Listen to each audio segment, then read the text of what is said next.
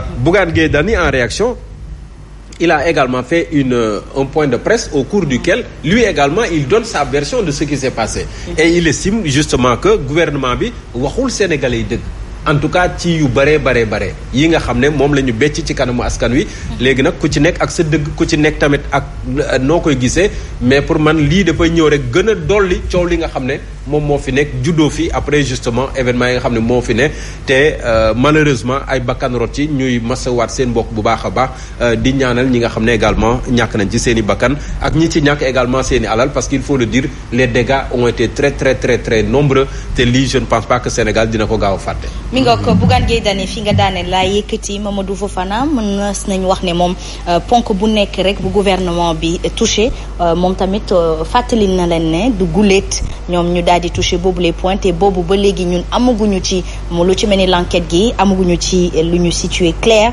en tout cas ministre bu nekk fësal na fi nga xamante ni moom moo ko concerné que ci mel ni le ministre de l'intérieur wax na ci caravane ak blocus autour de kër kii di Ousmane Sonko waaye tamit Karim Fofana moom mi ngi wax ci saccage yi am nee nañ lu ci mel ni Auchan ak li ni mel yi fa nekk ci produit genn wàllu gi yëpp mi ngi bàyyeekoo ci suñu consommé local bile mën na impacter li nga xamante ni moom moo di tabaski bile. bon man démb li xew ci d'abord ci conférence de presse su gouvernement bi gaa ñi sañse nañ ba jekk toog loolu moo am na costume cravate ba jekk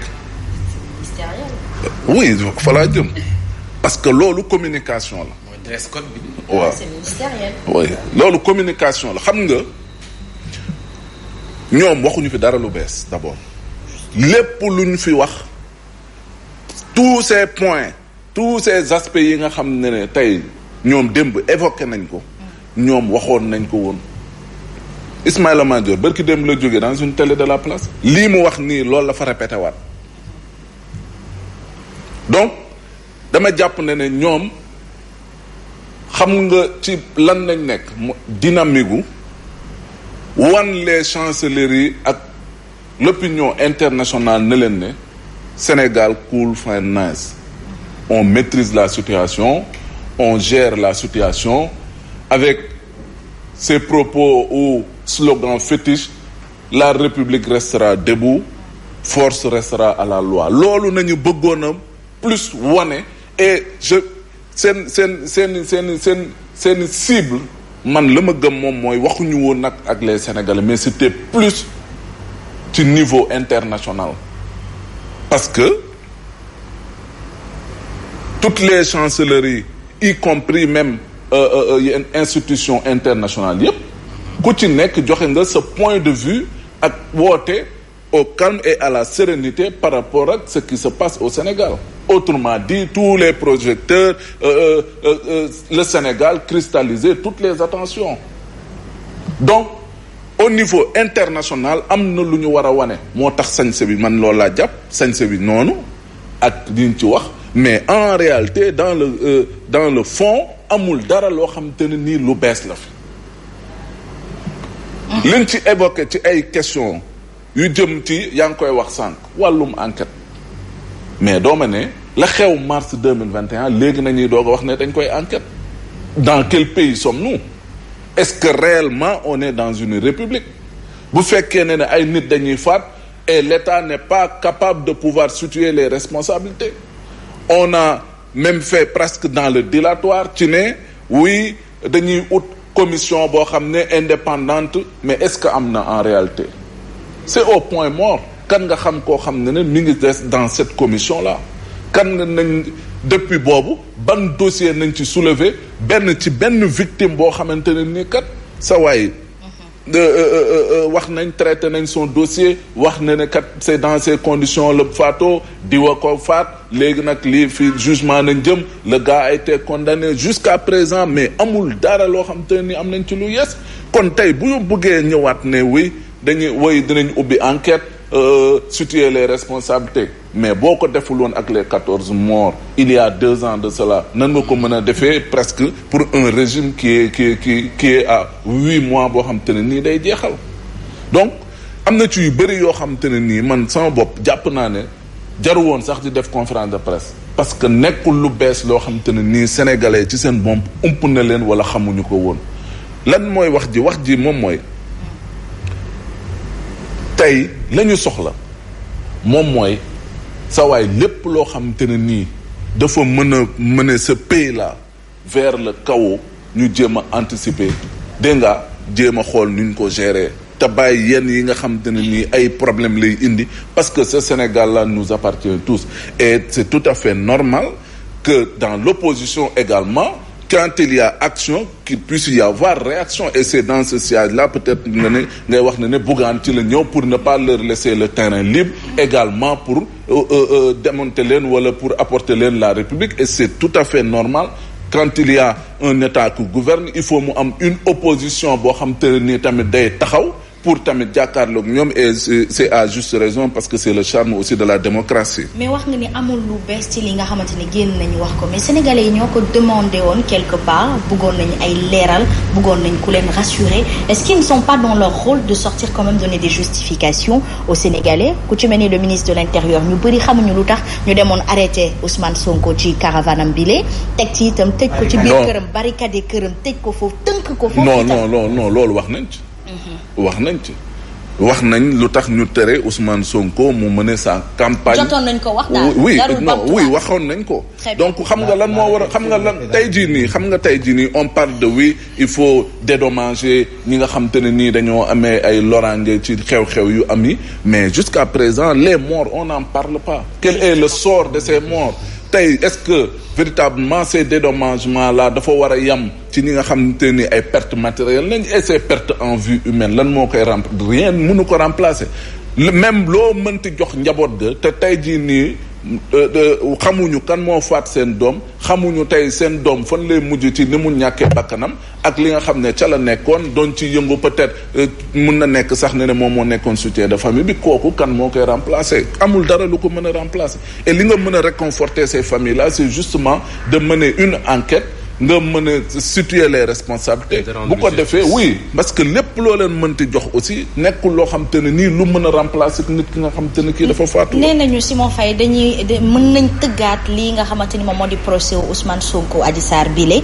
ngir attewaat ko moom ministre de la justice junj na li ni mel ndax et ce sera à leur risque et péril je parle bien de ce gouvernement. non en tout cas c'est une possibilité déjà boo xam ne yoon prévoir na ko en tout cas ci cas bi nga xam ne moo concerne Ousmane Sonko parce que c'est des cas qui sont prévus quelqu'un koo xam ne dañ la juger ci loo xam ne yoo yaa jël délibérément responsabilité ci sa bopp ne doo dem fekkee également que yoon jëliwu la pour indi la de force ñu juger la par contumace c'est une des possibilités au cas où justement Ousmane Sonko après mu jot notification acte de condamnation bi mu mën a def opposition mais pas appel opposition dans le sens où moom soit day ne nañ ma àttewaat mais pour condition boobu am il faut également déjà mu dugg kaso donc ci condition boobu la ñuy mën a peut-être mën ko may bu dee laaj na ko ñu ubbiwaat ko soit mu acquiescer par rapport ak liñ ko condamné mu nangu ko soit également mu def opposition et il pourrait être rejugé par la même cour wala boog la même juridiction avec un autre tribunal mais en tout cas il y a la possibilité d'ouverture de ce procès léegi nag lan la ciy doon exactement est-ce que Ousmane Sonko dina nangu dugg kaso est-ce que dina nangoo opposé wu ci liñ ko condamné loolu c'est une autre affaire mais je voudrais juste rebondir peut-être par fi Mamadou Fofana daanele sànq par rapport ak li nga xam ne moo xew parce que aujourd'hui li ñu gis man nee naa leen lii day gën a yokk coow li te xam nga fi muy jógee mooy yeneen xewoon na fi yoo xam ne ba léegi leerul y a pas eu d'enquête y a pas eu de coupable y a pas eu de justice et donc tey jii day tax ba kilifa yi bu ñu waxee dañuy am problème pour mën leen a déglu dañuy am problème pour mën leen a dégg dañuy am sax problème pour mën a convaincre askan wi parce que justement dafa am yeneen yu jiitu yoo xam ne ba léegi leerut tant que nag loolu leerut leneen lu ñu mën a waxaat rek dañu ne waxoon nañ ko fi démb te exactement c'est ce qui se passe pour le moment donc le gouvernement pour être rassurant il faut me poser des actes forts mais jusqu'à présent on ne voit pas aywa Fouras loolu la Bougane Gueye Dany wax je rappelle juste que après revue de la presse de Mantoulaye Thioub Ndoye maanaam bu ñuy tëj matinal bi di ngeen am rediffusion sa revue de sa conférence de presse autant pour moi bu ko defee di ngeen gis lu mu yekk woon. revue de presse bu mag la woon de. ay revue de presse bu mag la woon. revue de presse bu mag la woon ba pare balaa ngay dee rek jël na bikam ak feuillam fàttali 2021 ba 2023. journaliste la nag bu leen ko fàtte parce que xibaar la. nuyu waaj ñëpp jaajëfal ñëpp ñu yéeg ci kaw tribune bi laata boobu ma leen di fàttali kon journaliste yi tënkee ci son bi sànq d'ailleurs avec la télé. on a reçu énormément de messages mais je pense que. mais fu mu nekk baax non technicien yi. moo ji les hommes de l'ombre jaajëf ne xam nga ne il faut son bi baax image yi nekk voilà sama mbokk taskatu xibaar yi Rufisque yi tey dañuy woote don de sang. macha allah oui. don de sang. waa Cheikh Ahmed dina dem ak. dana dem ñoom ñoo ko organisé ñoom journaliste yi. Habib Dia sunu cadreur moom moo koy coordonné. c'est très bien donc lu am solo la mairie ville bu Tëngéej tey jii la 9h wala 8h ba 13h. donc na waa Tëngéej yëpp dem. don de sang wax nga dëgg de war ma ko doon wax de. mais c'est pas encore tard. mais après don de sang mën nañu ñëw. association bu ëmb journaliste yi Tëngéej ci donc. def liggéey bu am solo ci département. on les invite demain. dégg nga Habib. en direct.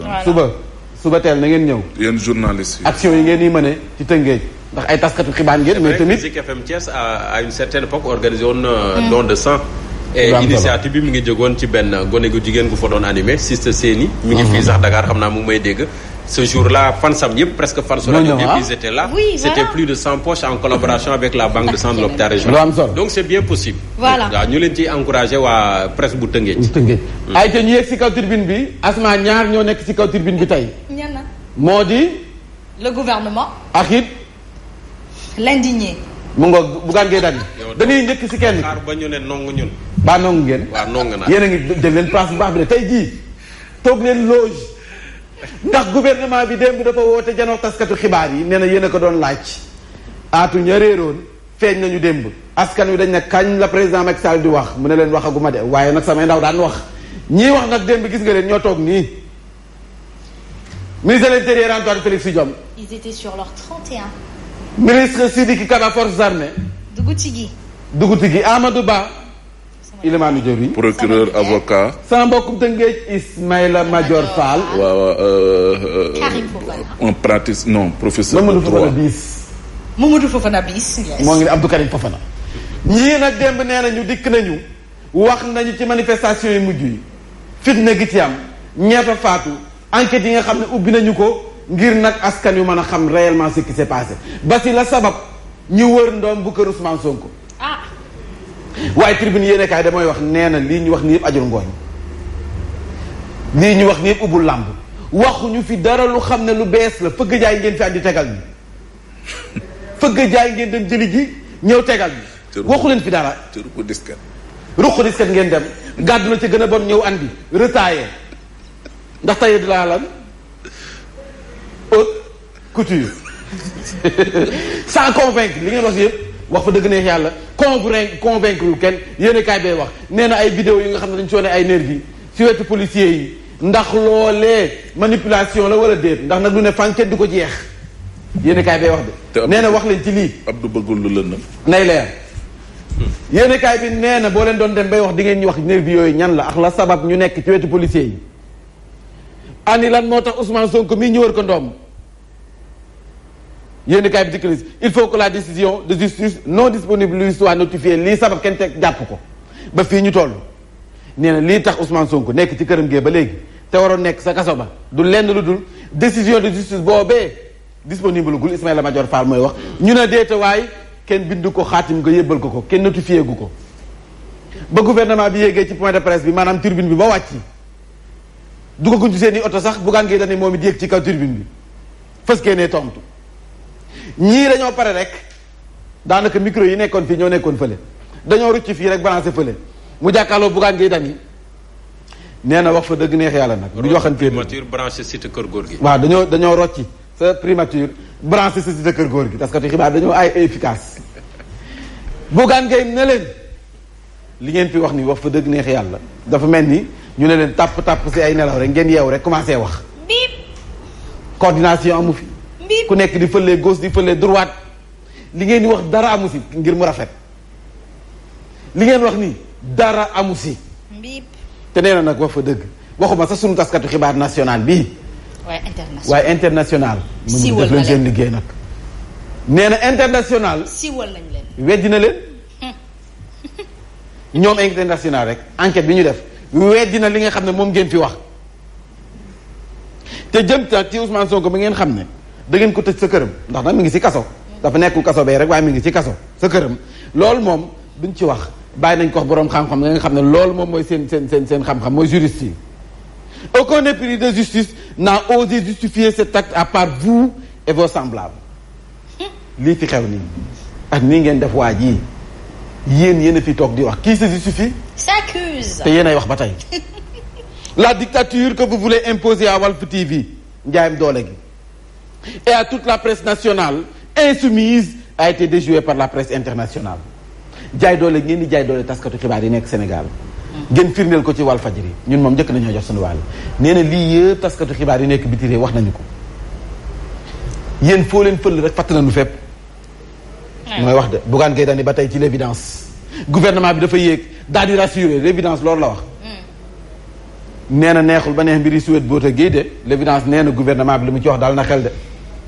waay. la mu wax nii daal na xel de. waay. xel ma nees na ka nangu de. Bougane Gueye Dany ne ko génneel ci li nga ne. le démenti de Bougane par les arguments. nee na ko génneel ci li nga ne. li nga wax tegul fenn fii dara rassuré wu fi waxuñu fi dara lu bees te dañu jël seeni wax yu nga xam ne daanaka dara amu si cuub ko defar ko ba mu jekk retaillé bëgg ko jox askan wi. askan wi ne mukk du ci daal te moom Bougane Gueye Dany moo ci taxaw nee na lii ngeen bëgg solal askan wi dara mu ci. te duñ ko nangu l'exclusif ba tey gouvernement bi tey moo yëg ci actualité bi. ànd Cheikh Bougane Gueye Dany ñoom ñaar ñoo jàkkaarloo face to face. mais Bougane marqué na leen à la culotte. opération weddi la woote fu mu nekk nii. am na woote na tibb tànk woote na lan tibb tànk la njëkk a woote si lan net lan beneen bi. am na tibb tànk de beneen bi. beneen bi nan la kii. à part tibb tànk bi des na beneen. non au troisième mandat non. NTM boobu si la bokk mais à part boobu am na beneen bu mu woote xaar léegi après ma ñëw wax la ko. weddi calcul. émeute situation de Sonko fii nag weddi la woote le gouvernement et ses formules Amadou Ba et les ministres Madior Fall Antoine Félix Diome Sidiki Kaba Abdou Karim Fofana jàkkaarloo nañoo taskatu xibaar yi ngir andi ay leeral taal nañ lamp yi Bougane Gueye Dany ne lamp yi ngeen taal baaxul de ay veilleuses ngeen andi ndax dara leerul Bougane Gueye Dany nee na bu ñu waxee pyramide de l'information inversé lay nekk maanaam jóge ci information wàcc ci suuf waaye yéen da ngeen taxawal pyramide bi jóge sa cet la bëgg a dem ci suuf mënul ne moom mooy taskatu xibaar moo xam ne ñu joxe info mooy wax de mooy wax ba tey mais Bougane nag topp na ñii nag. c'est boobu je te pense. le mandataire ñoo ñaara fa nekkati saccage des installations du BRT et du lan terre le premier ministre à terre fu mu nekk nii. waaw. nguur gee ngi joxe ay explications yu mat sëkk Bougane Gueye Dany nee na lu xew ci réew mi la ñuy laaj fii ci réewum Sénégal lu xew ci réew mi la ñuy laaj fii ñu toll nii faw ñu wax ci grand place it waaye tamit nag mi ngi bëgg ëpp nag waaye waa grand place fa la ñu génne ba tey violente manifestation affaire Ousmane Sonko les mises au point du gouvernement nee na 4 ministres de la République ak nag ministre Amadou Ba ñoo fëskee ne ñoo taxaw démb jàkkaarloo askan wi ci kanam taskatu xibaar yi Amadou Ba nee na ñoo ngi condamné sans réserve toute forme de violence de vandalisme et de destruction. aussi il a bien raison.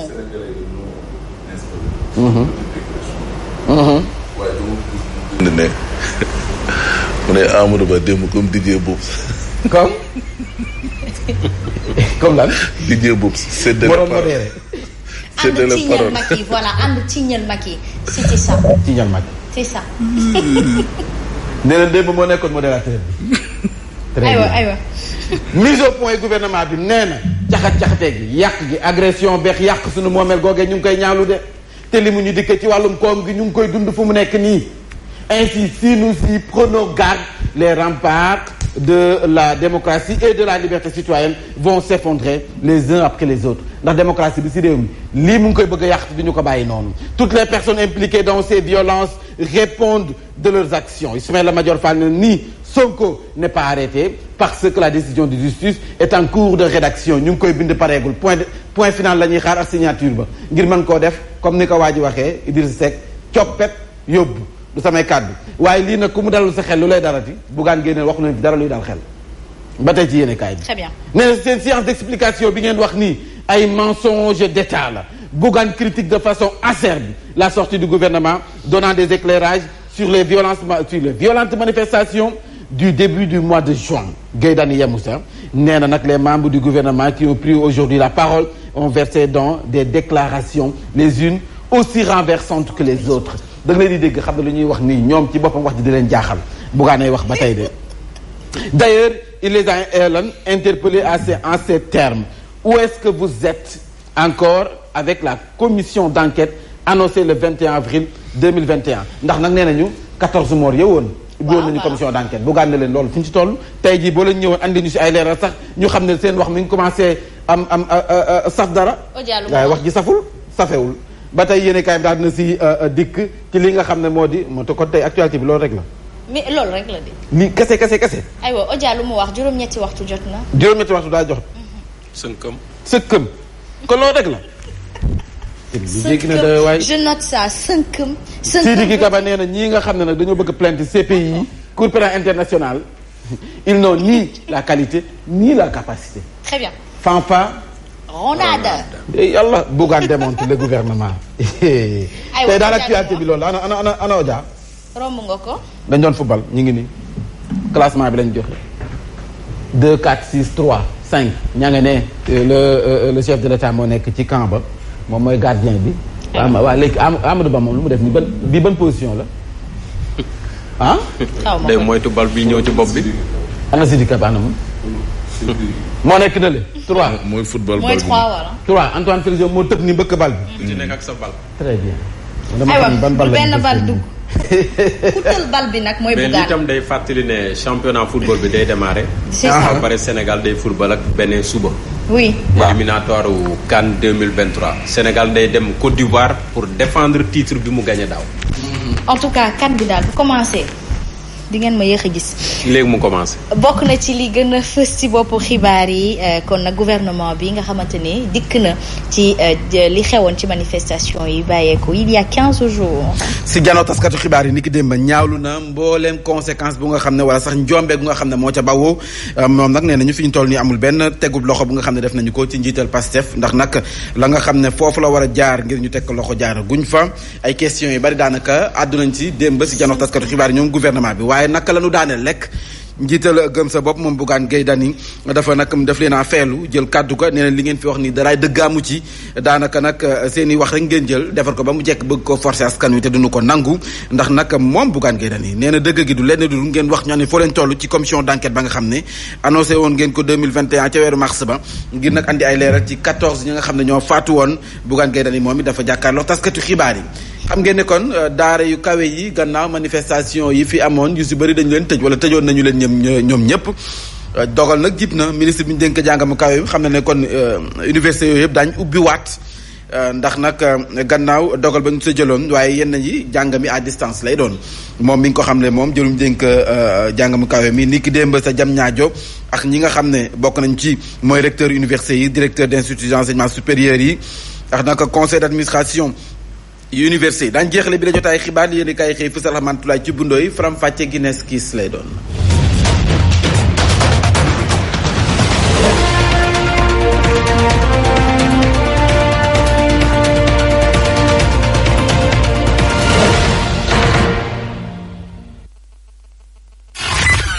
Voici Trafic News. allo Papa Ali. allo. waaw Papa Ali nuyaat naa la. nuyaat naa la. sànq yaa ngi wax ralentissement est-ce que mi ngi décanté wu. dégg nga. et sànq yaa ngi doon wax ni il y a quelques lenteurs est-ce que il n'y a plus de lenteur. absolument voilà merci beaucoup toujours des embouteillages qui voulaient départs cette fois-ci au niveau de la par contre les xat yu ndaw rawatina wate nga xam ne ni ñoo koy ko du côté VDN3 Diamalaye donc le 26 général directement la passerelle bu ko là c'est dafa na nga ko daal di wér circulation kon nag ñu bàyyi xel nag noonu aussi de leen fekk ci côté Patte na yéeg donc le changer de la France c'est des embouteillages qui montrent une préparer maintenant sur le passé la foire ñi nga xam ne ñoo bëgg a wér circulation sur la VDN en passant sur le cimetière Saint-Lazare il faut vraiment pas de souci mën nga fa jaar daal di wér circulation tranquille pour le moment. À part aussi sur les zones du carburant, c'est aussi une difficulté à signaler rawatina ñi nga xam ne ni ñu ngi traitement donc est-ce que amul benn am pour ñu ko jaar xanaa de seen projet bi ñu ngi rappelé aussi sax jaar aussi sur les routes Seydina Limamou Laye